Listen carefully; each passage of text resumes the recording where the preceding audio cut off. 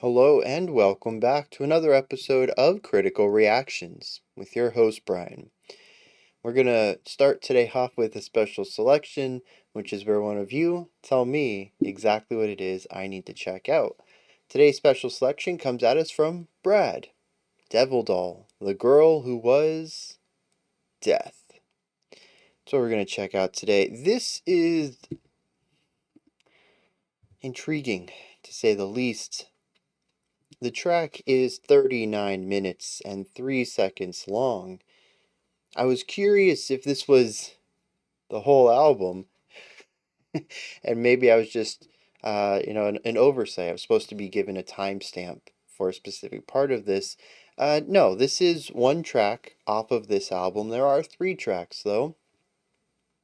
The second track is 25 minutes of silence, and the final track is a 1.5 minute theme song.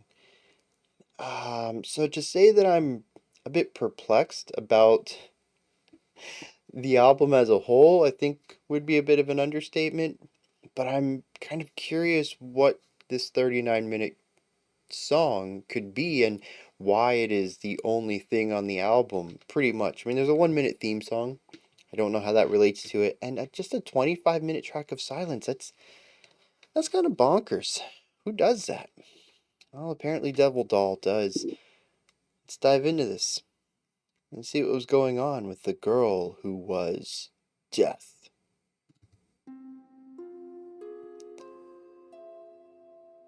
I do believe, based off of the title, that this is a lyric video. I could not find this on Spotify. I'm hoping that the audio quality here is good enough because it's really difficult to find this track anywhere.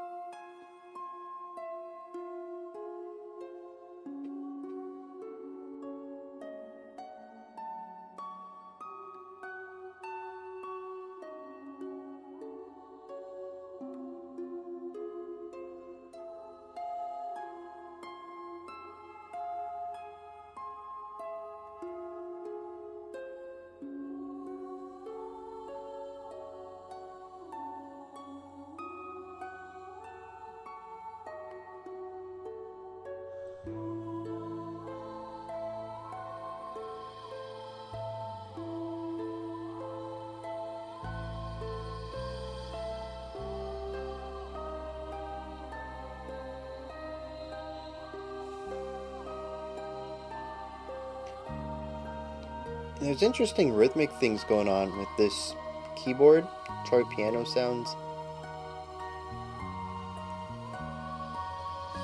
Right about here.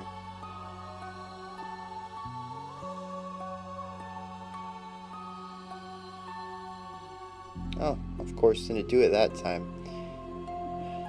Towards the end of the phrase, there's a speeding up of playing that feels like it's rushing, but it's still in line with everything else going on around it, so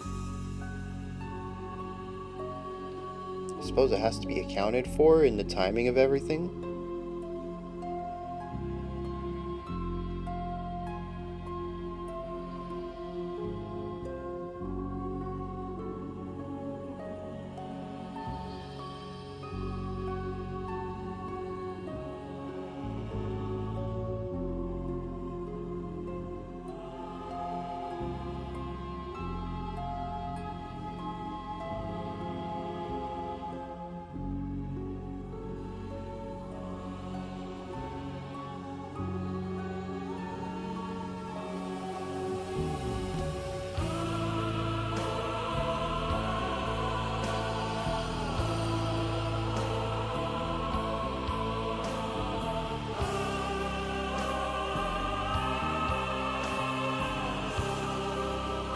Very theatric.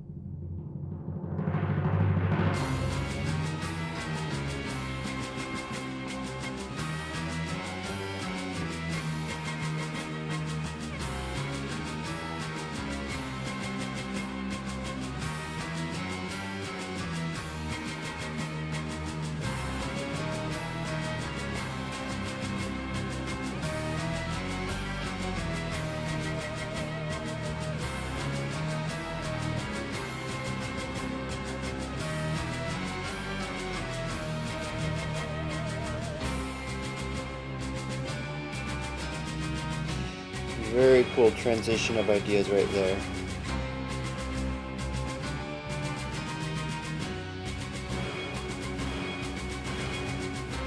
Bit of an industrial sound with that percussion. Dang, every time I go to point something out, they do something different.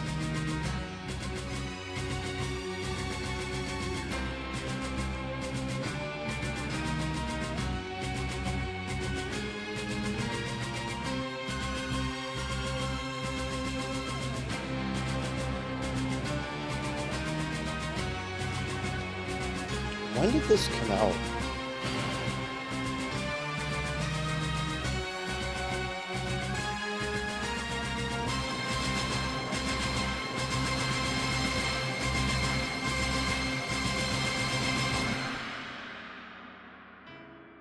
Don't trust him.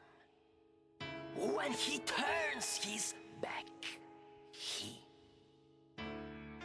looks at you.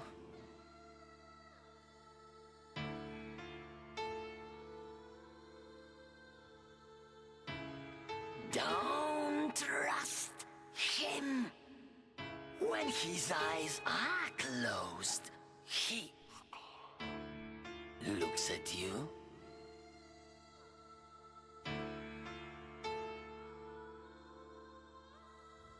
I fled, devouring the space. But the shapeless bulk was chasing me, enraged,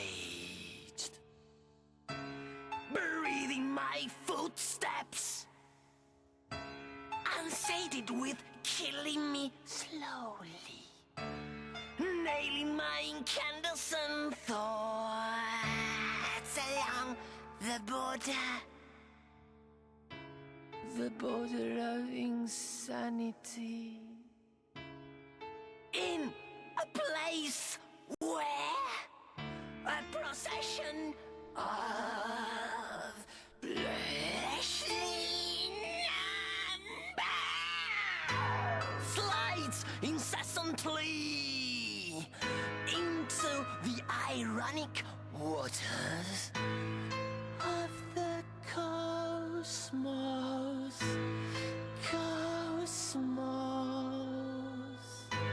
Seeking to remember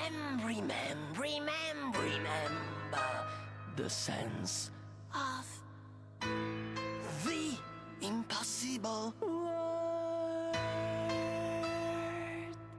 Escape.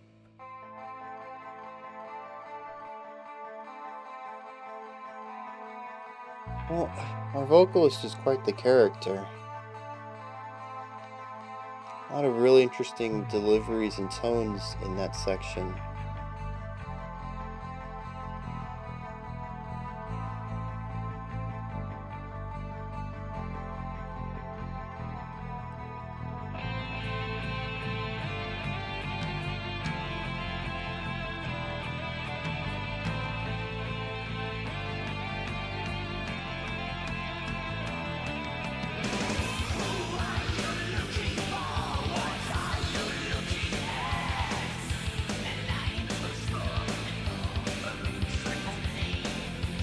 I can't say I was expecting the track to go in this direction.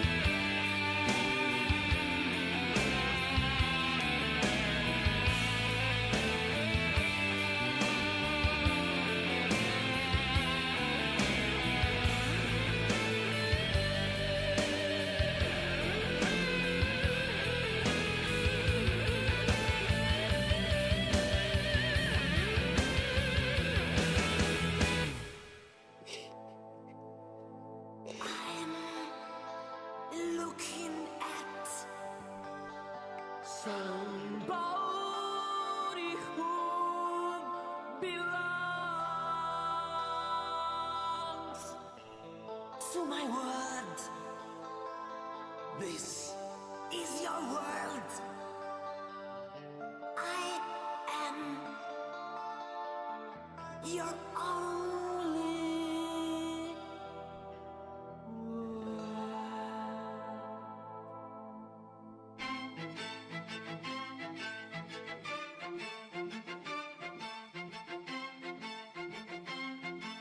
It's a fun little idea right there.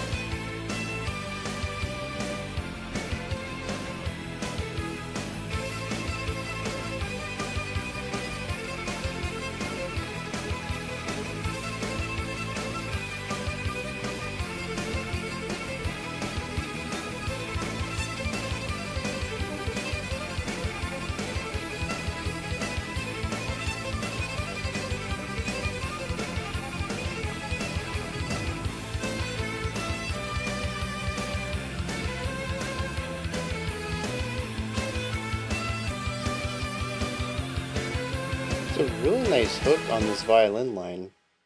It's the second time. I can't remember when the fog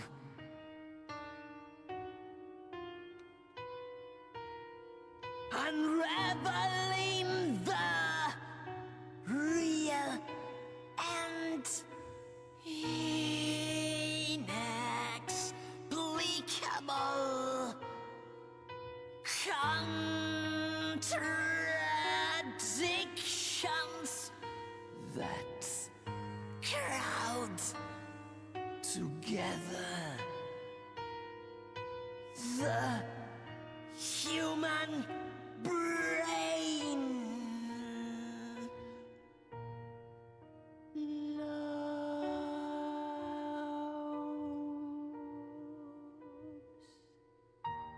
Imprisoned me in the spider's web of the one Really great atmosphere, but who the vocals just aren't clicking for me yet. This is our third verse, I think. They're all very similar. mad.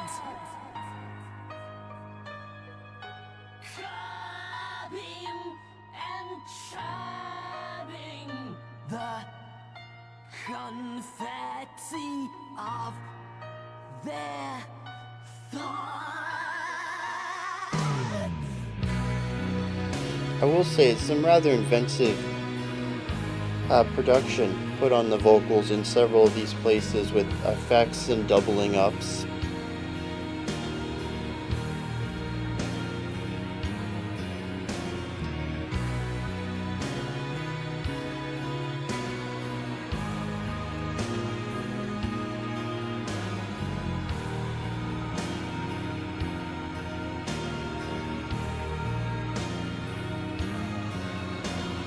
It feels like so many ideas though.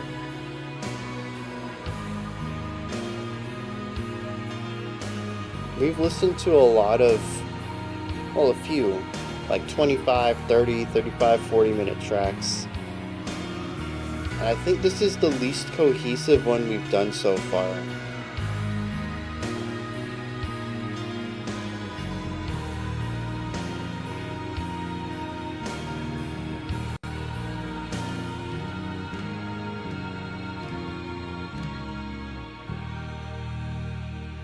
And that's not to say it's totally disparate, but we do have some callbacks. I think we've reused a motif a couple of times. Corpses, death, no. But on the whole, it's just so many different ideas And without strong without transitions between them. war, there's no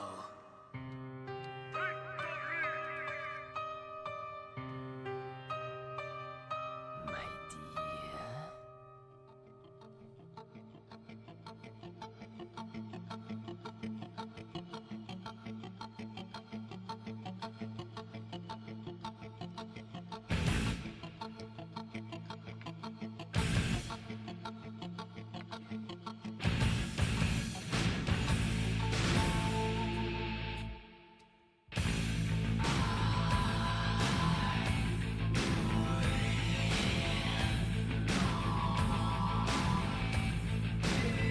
really moderate pace here.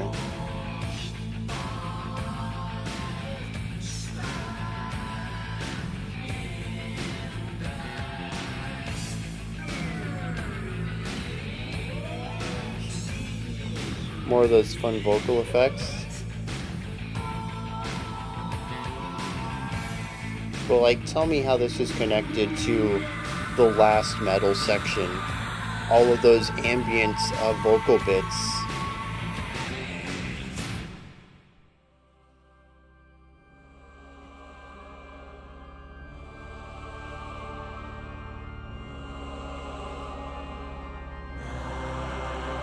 And there seems to be a deliberate choice to use hard transitions throughout all of these and create a very noticeable juxtaposition between each of these segments that makes them feel isolated. Almost as if we have been through 8, 9, 10 movements of this already. Very distinct movements also.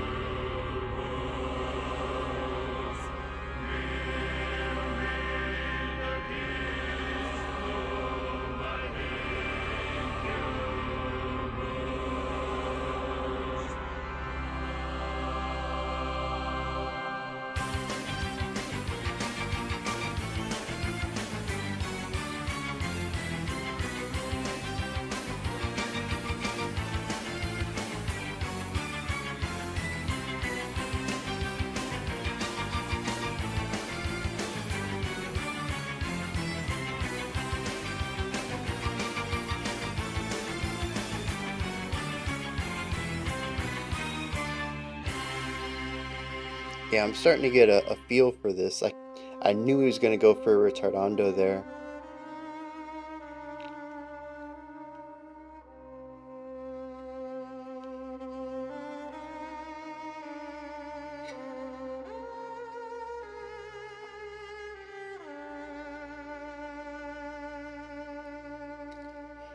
But I don't think I would have ever guessed we were going to go to this.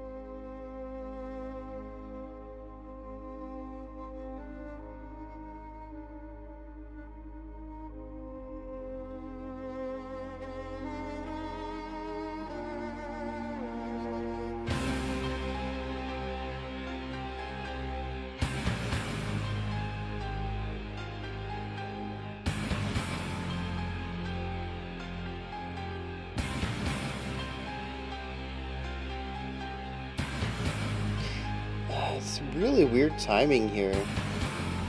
We might even have a very slow accelerando going on.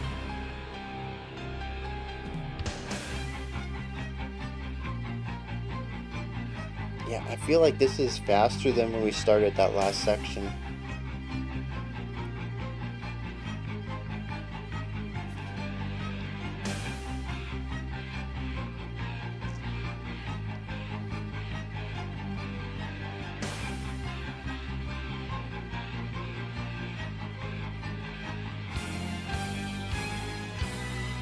Okay.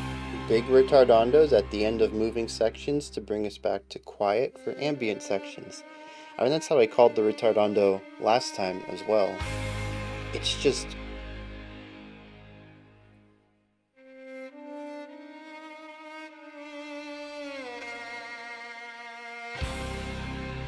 Well, I'm a bit surprised by this. We've sort of separated out the strings and rock bits for the last 20 minutes, give or take. It's interesting to hear them together. as quickly as that passed.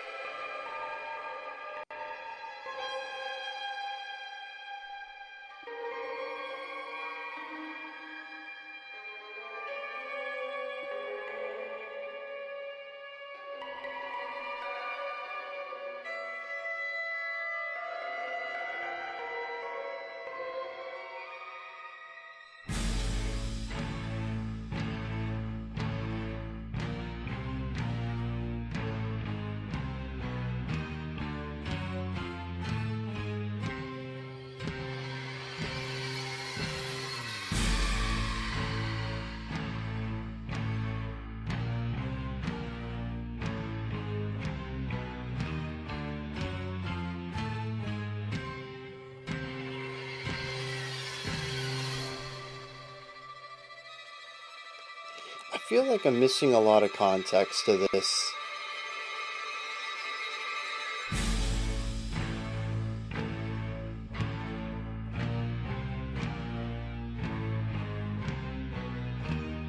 Either that or it's just supposed to be understood as a stream of consciousness almost.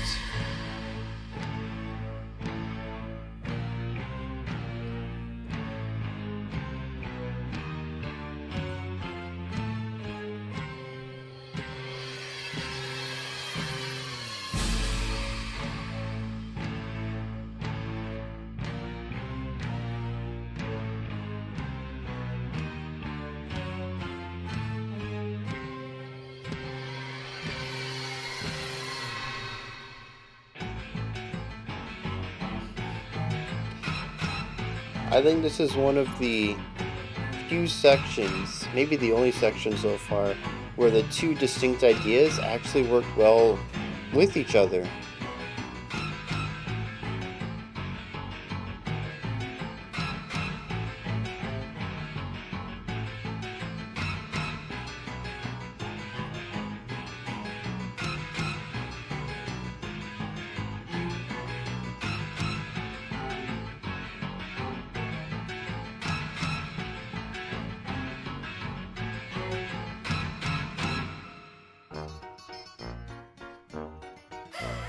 Welcome, my friend. Here, whole generations of ghosts Now down to a raise waltz. their eyes and wings each morning to unbounded space.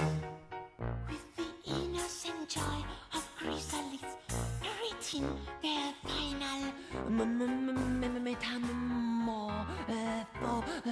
metamorphosis.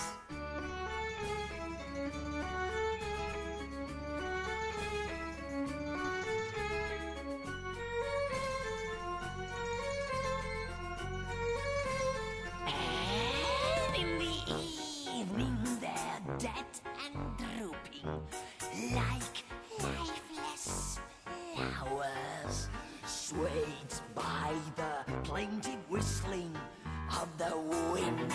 You must learn we are all pawns on this hopeless chessboard. Your move.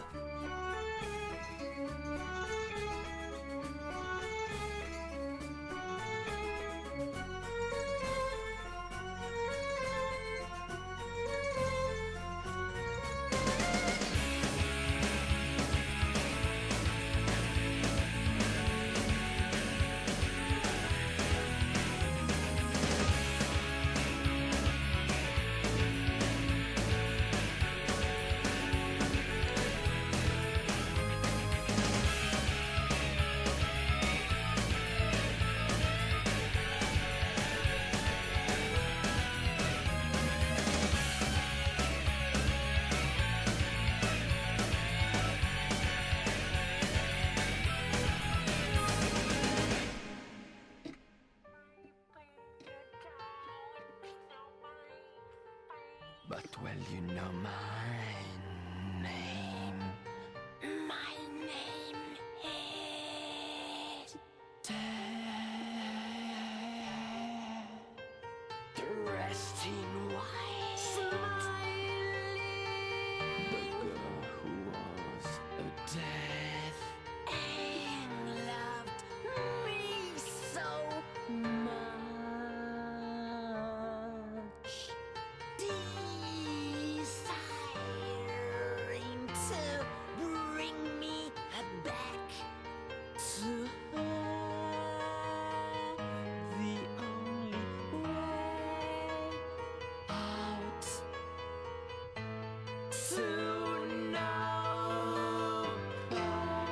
Oh, that is a spicy harmony. Soon now. Purpose.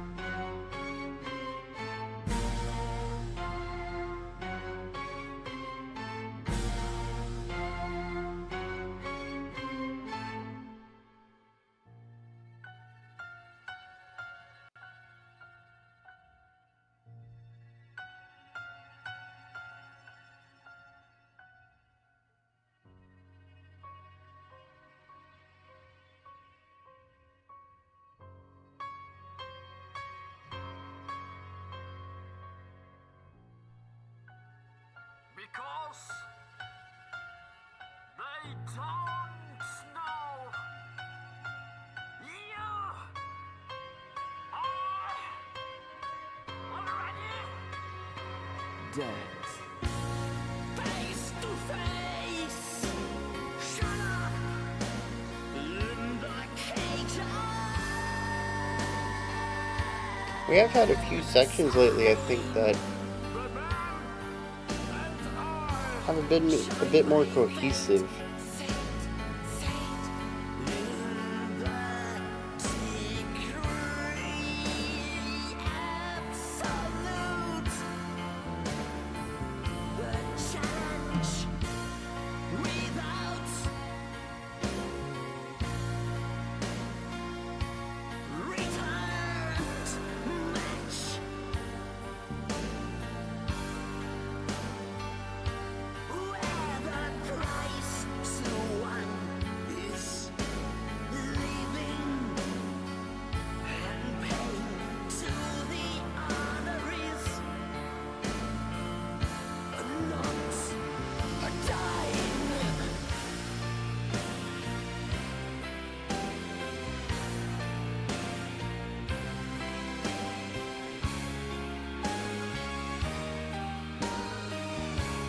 There's a lot of good moments in here.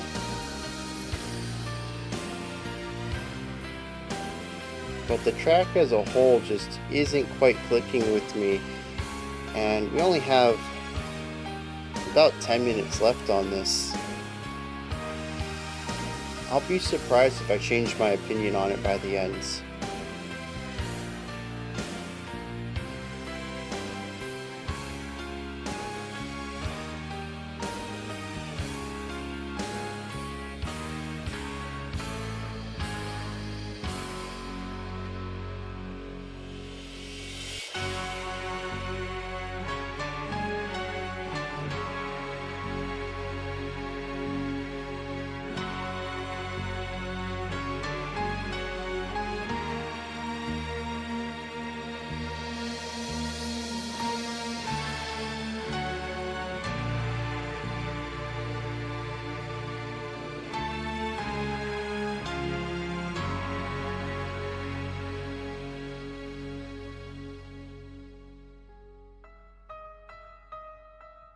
The mask.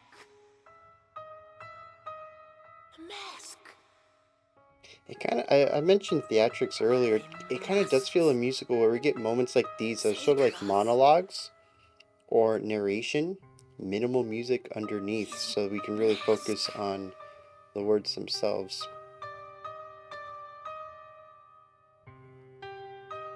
No. No.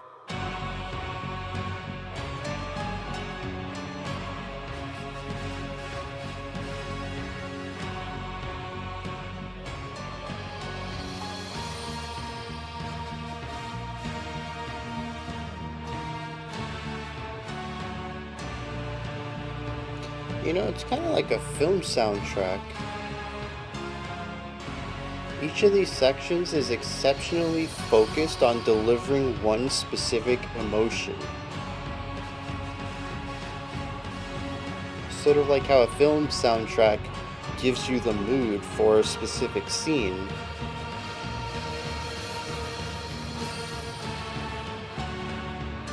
Film soundtracks aren't really cohesive either, though, so I think that's another point in parallel.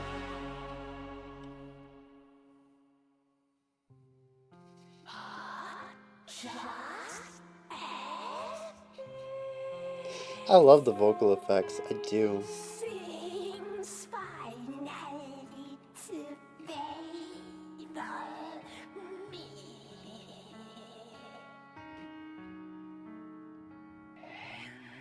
The unknown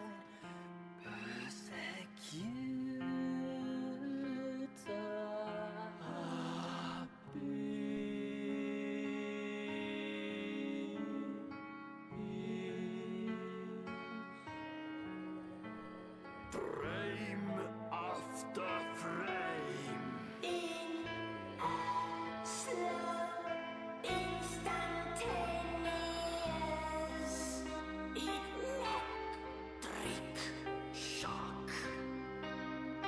Here's my contorted face to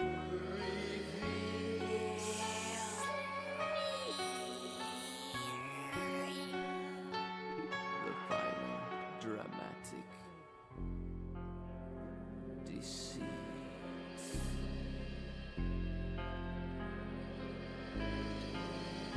When victim and hangman exchange roles, the triumphant freedom of a thousand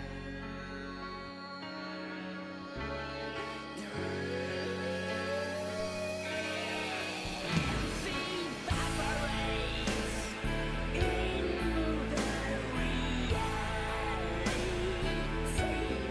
of the near incubus.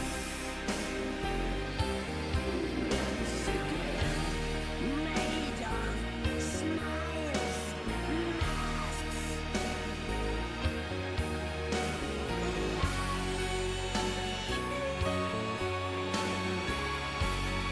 confetti, missing you.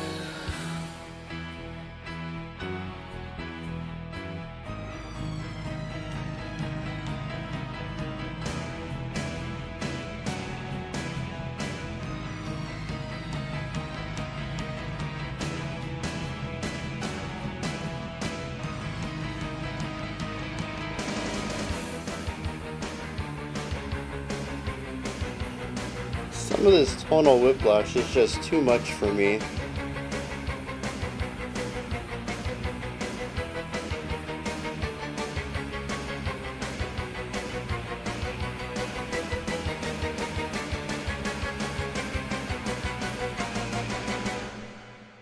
Wandering through the catacombs of life,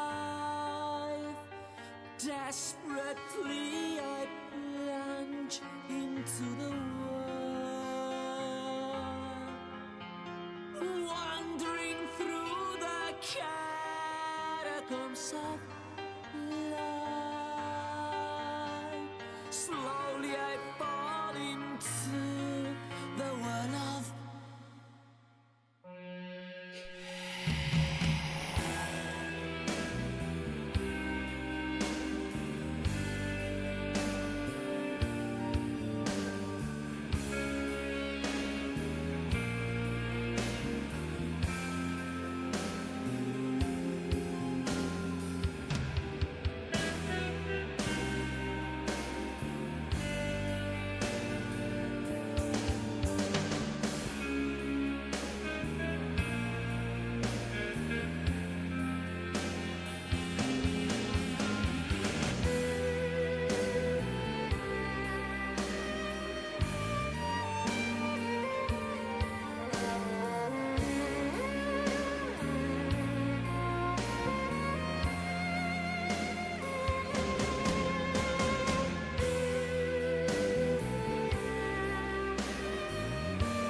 really beautiful tone on this violin work.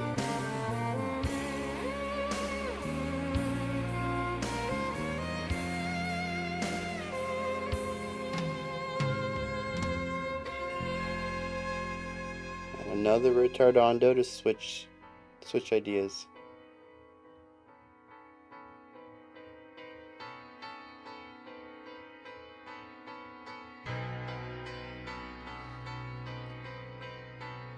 We should be moving into, I think, our final section here.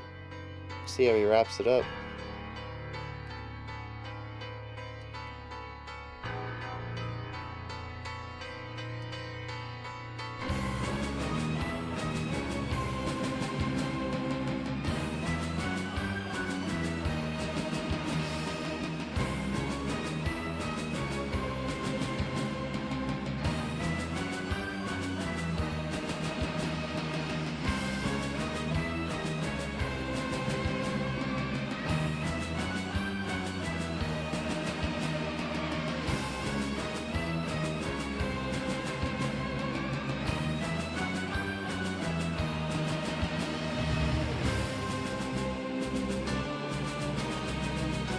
This was our second section.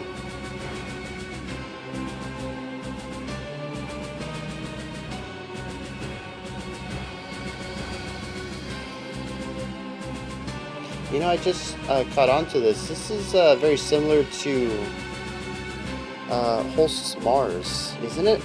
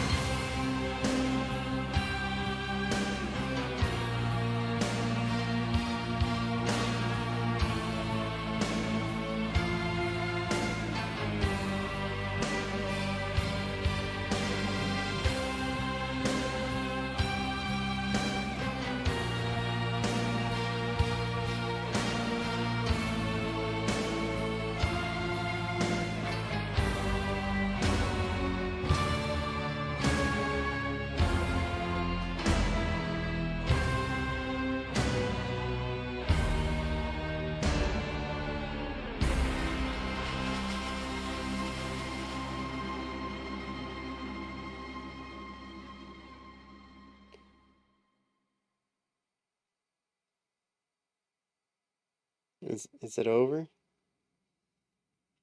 I think it is. Yep.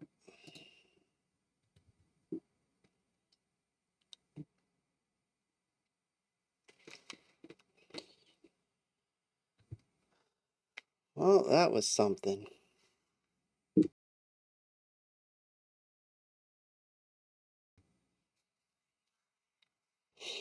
How do I talk about this? Yeah, let's start with some big ideas and maybe work our way on a more granular level. Well, we'll start with like the most overarching thought that I have. I didn't enjoy this. I enjoyed segments of it, for sure. There's a lot of really good ideas in here. I had a smile on my face in some sections. It made me laugh. That's a good sign, usually.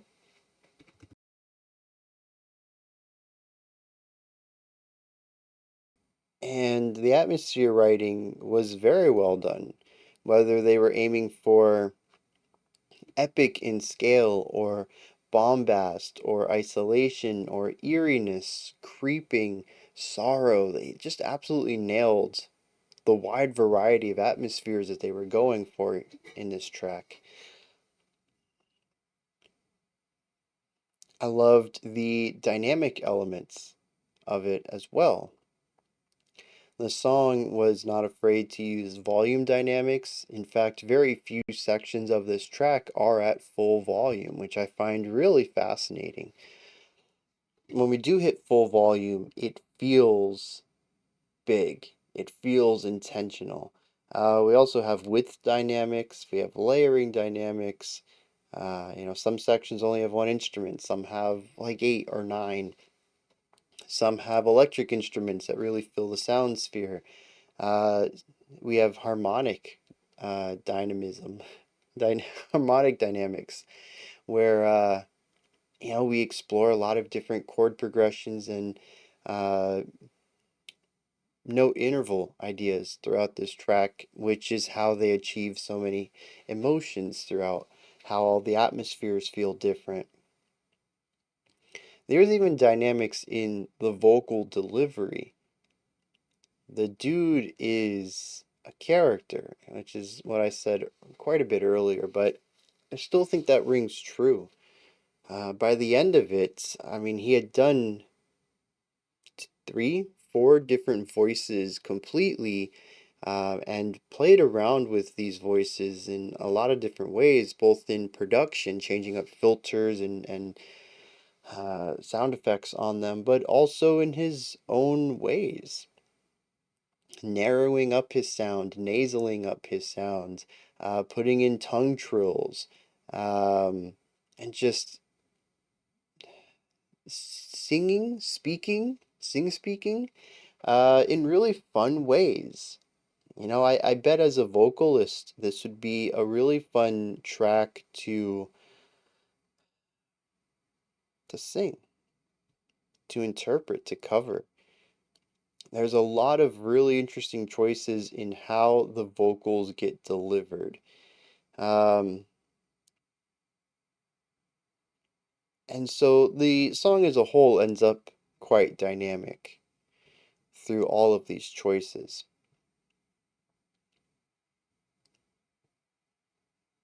And that's about where I think my praise ends for it. Maybe. Because of this next point I want to bring up, it is something I talked about a little bit during the reaction, is I feel like this is analogous to a film soundtrack. Rarely does a film soundtrack feel cohesive. If you've seen the film, you know the scenes and you know the order of things and how we got there and why one track might be completely somber and the next is entirely bombastic. It would explain any differences in instrumentation and any of the dynamic qualities to the soundtrack as a whole.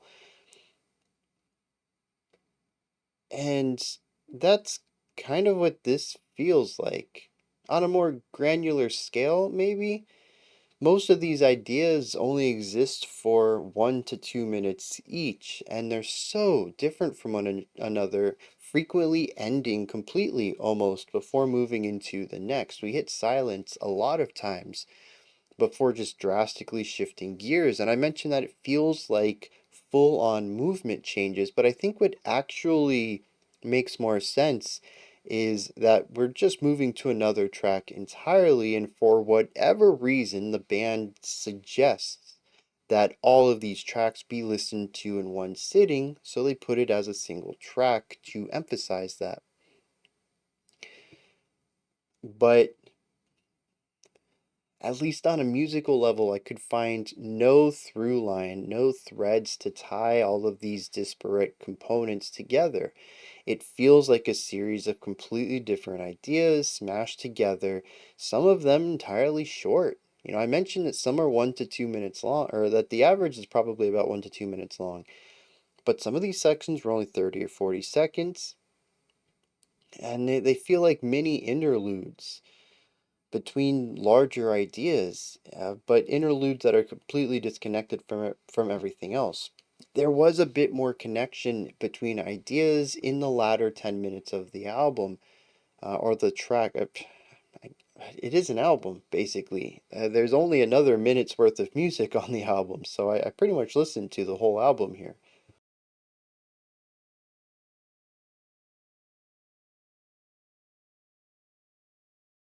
But yeah, the last 10 minutes or so felt more cohesive. Ideas moved into one another or borrowed concepts. We did have a callback there in our penultimate section mirroring our second section, which I thought was really nice.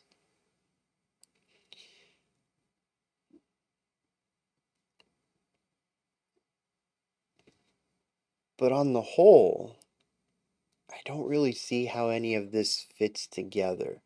And so I ended up feeling like I was not really channel surfing, but flipping through an album, getting pieces here and there of tracks, getting the middle, minute 3 to 4 of track 5, and then getting the opening 2 minutes of track 20, and then, the sixth and seventh minute of track 3. And it's just like, I felt like I was bouncing all over an album. I feel like there is something connective here. It's not that everything was drastically different. There was still timbre unification, there was harmonic unification. While sections did have their own harmonic identity and thus emotional atmosphere, whenever we went towards bombastic, we did it in a similar way to the other bombastic sections. When we went isolating, or what to me felt like narration, whether it's a monologue or a narrator, those moments felt very similar.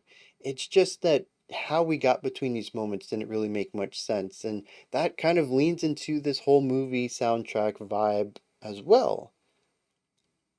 If you go pick up the soundtrack for Dune, I mean, you might feel a bit lost trying to read it as a cohesive whole, but for the most part, you're going to have similar sounds throughout the soundtrack. And that's, man, the more I think about it, the more accurate that feels. This is this is a film soundtrack that's missing the film. It feels like it's multimedia arts, but only one media. And I kind of like that idea from an artistic perspective. Like purely casual listening, this is a bit aggravating to listen to, but from an artistic perspective, creating a multimedia work where the component medias were never crafted and all you have is this one piece, which really relies on something else to be completely understood, but that something else was never made. I mean, that's just really cool. I kind of dig that. It creates some mystery to it, it makes it more open ended and vague. Uh, yeah. And maybe, I'm not the first person. I can't have been the first person to thought of this. There has to be stuff out there in all realms of art who have attempted something like this. And I bet there's going to be varying levels of execution to it, but I think the idea itself is intriguing. But yeah, the more I think about it, that's what this feels. It's a multimedia project missing its sister media. It's supposed to be paired with a movie, but the movie or play, TV show, whatever, doesn't exist. So we do have these monologues in here that I think are supposed to progress the story forward. Monologues to music, almost like it might have been a musical at one point. Rock opera? Ooh, actually, rock opera would probably line up with this rather well.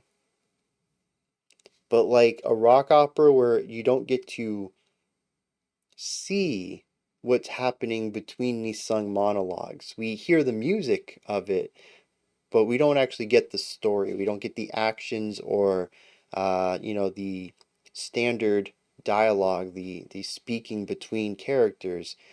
We get these sung monologues and the background music, and that's it. And so we're missing so much of the text, the spoken word text of this play. That's what it feels like.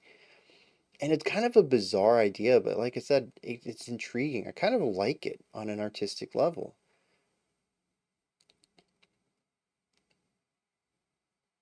I mean, like making a film without a soundtrack, assuming in your mind, like you have temp music in your head. You just never hired somebody to actually write it and perform and record it and perform it.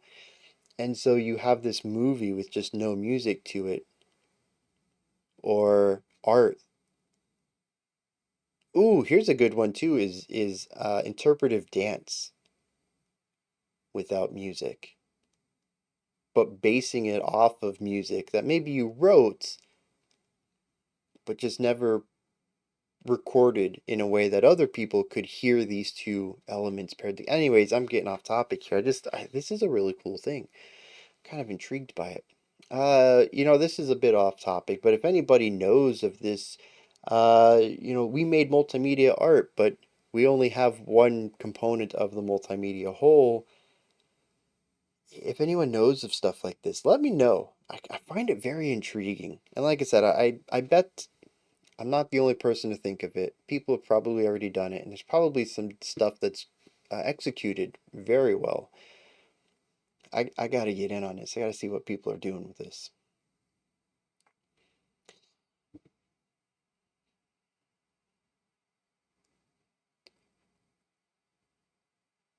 There's something about this track, and I don't usually use this word.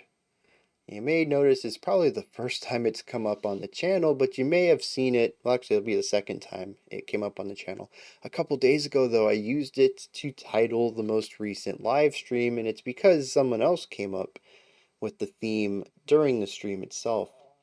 Quirky. It's not a word that's typically in my vocabulary. I've used it before, but it's not a prominent word. But I think this song is quirky.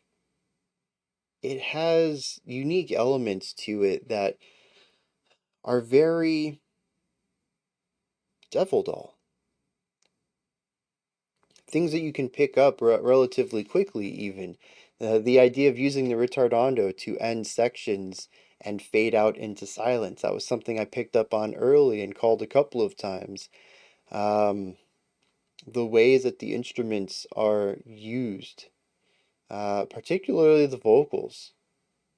The vocals are very quirky. They are unique in the way that they deliver some of these lines. There's an obvious, almost like 70s acting style to it, where it's just, or 70s B film horror, where it's so overdone that it kind of moves into the realm of camp, but past it into endearingly bad. And that's kind of what I get out of that, and that's kind of quirky, I suppose. And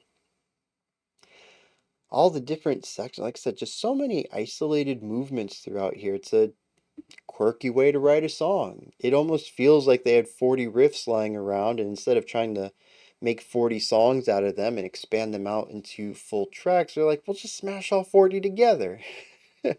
I have this really cool atmosphere I wrote once. It's going to be one of the sections in here. Yeah, we're only going to play it for 40 seconds. I'll talk over it a little bit. I'll write a new guitar part to go with it. We'll flesh it out just a tad bit, but that's the meat of that section. And I feel like that's how some of this feels as we get to a new section and it's sort of just one idea. We sit around with it for a while and then move on to another, and it doesn't really feel fleshed out on its own, and it doesn't feel like it fleshes out the larger idea. It feels like just a lick that we wrote one time and tossed in later. And I actually put a note down here. It's the only thing I wrote. It says, mash up all my disparate riffs. And I do have a lot of little ideas stored away in guitar profiles from over the years. And I'm kind of tempted just to smash them together in a way like Devil Doll. Well, I don't know that that's specifically how they approached this, but to achieve something similar to this. Get an idea, maybe fade it out into nothing and start another idea. Fade it out into nothing. Maybe use the lyrics to tie it all together. Maybe, I don't know. I just have a lot of stuff that over the years I've never found a way to expand into anything meaningful. And well, let's just put them all into one song. Just put them in the blender, see what happens. If nothing else, I got a little bit of inspiration from this. Well, we are 20 minutes into this, 15 minutes into this analysis. I don't know that I have much else to add here. It's it's a song that feels like it's made up of 20 million smaller songs.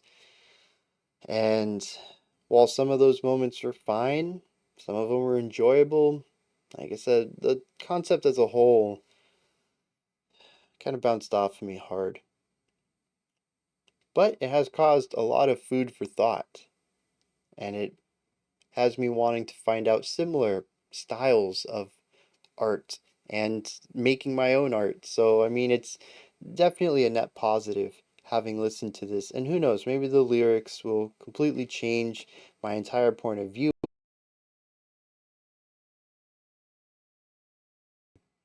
Well, that was an interesting read. I was very fortunate that Genius has some decently detailed and annotated lyrics showcasing some stuff here, as well as a general annotation with, well, very clear and obvious what their intentions were. This is a tribute to the 1967 television series The Prisoner, about a British spy who resigns only to be imprisoned in a resort prison called The Village. It's filled with political prisoners and people who know too much, and everyone is referenced to by a number. Our main character is number 6. And he won't be broken by the mysterious captors and continues to call himself a free man. He says, I'm not a number. There are several lines in here that are quotations of episodes specifically. Um, Many of these sections harken back to specific scenes of the series. Um, it is honestly wild and explains so much about this track. So I went and looked up The Prisoner. I wanted to see some stuff about it. I read an overall plot of it, trying to see if I could pick apart anything specific to match against the lyrics, and yes, there is a lot of crossover. It seems that the intent here is to catch the main themes and ideas of the show rather than retell the story word for word and put them into the song. There's only 17 episodes. They had a runtime of 50 minutes each of their hour-long shows, with commercials. And I think it's kind of fitting then that, well, I mentioned film score for this track, but you know what?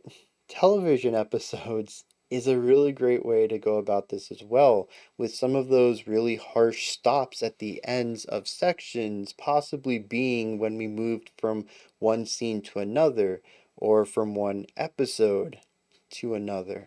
And I'm curious just how many sections the band sees in this track. You know, I counted like 30, 40. There were quite a few moments where the song just cut down to silence for a moment before picking up on a brand new idea. But it's quite possible that they see it in fewer. Maybe they even see this in 17 sections, one per episode. I don't know. But the idea of trying to cover an entire 17-hour, give or take, uh, television series in a 40-minute song is massive. It's a crazy undertaking, incredibly um, ambitious. And while I do have a bit more of an appreciation for it, it still doesn't quite work for me, but I think that they nailed it. I don't know that I enjoy this anymore knowing what's going on with it, but I appreciate it a lot more. This is just, who does this? Apparently Death Doll does. Devil Doll does. Wow, I almost got that. Oh yeah, because the girl who was, I was like, where did I even pick up Death? And of course that line right there is in the song, and I think it's also in the show. Um, yeah, it's just, this is bonkers. I'm not even going to go over the lyrics specifically. I'm not going to say that many of the sections or any of the lines really spoke out to me in a poetic way. It I mean, if you don't know anything about the show, it just seems like a bunch of isolated ideas of paranoia and individualism, and once again, a lot of the themes of the show, not knowing who the protagonist can trust, uh, defying the idea of being given a number, speaking of themselves as a free man, trying to get through this world of political espionage. You know, it's an entire area of people who have been captured because they know too much. Who can you trust when everyone there is a spy? Um, a lot of these themes continue to show up in the lyrics, but there's also a lot, as I mentioned, that seem to refer directly to the show, and I haven't watched it, so I don't know that there's much worth going into individual elements, but the overall concept of the lyrics, which I did go over, is exceptionally important to understanding the work as a whole. So that was kind of that was neat.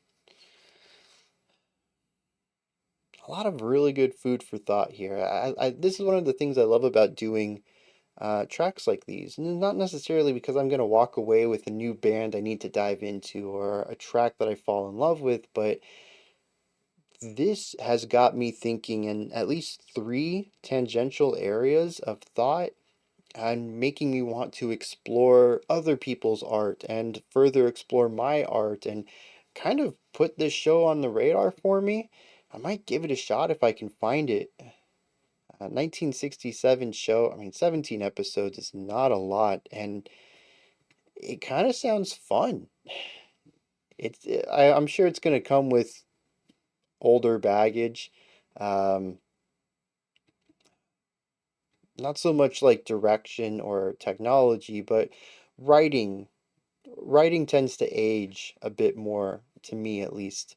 But, you know, it's not a hurdle that I haven't gotten over before. And who knows, maybe this is writing that has stood the test of time. I don't know, I'm kind of interested in it now. So, a lot of really great things came out of this exposure to this track, even if the track itself wasn't necessarily something I enjoyed. Yeah, we're gonna wrap this up here because we're already at like, yeah, geez, like way over an hour. Those are my thoughts on not The Prisoner. What is this called? Devil Dolls, The Girl Who Was Death. Let me know your thoughts, opinions, perspectives, any of that down in the comment section. Above that, in the description box, you can find a link to Linktree. It takes you to this menu right here. You can find links to my music, ways to support the channel, a link to the Discord server, and so much more. It's just a bunch of stuff. Go ahead and check it out. Above that, if you could, like, subscribe, and ring the bell. I greatly appreciate all three of those.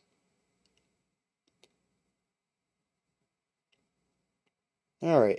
I was just thinking, I was like, dang, this is like an hour long, and I always release three special selections back to back. That's going to be a lot of video for people today, though. We do have two more special selections coming up, though.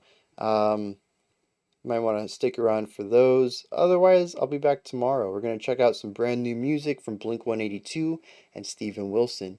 Until next time, remember to be critical, not cynical, of the music you listen to, and have a fantastic morning, afternoon, or evening whenever you choose to watch my videos.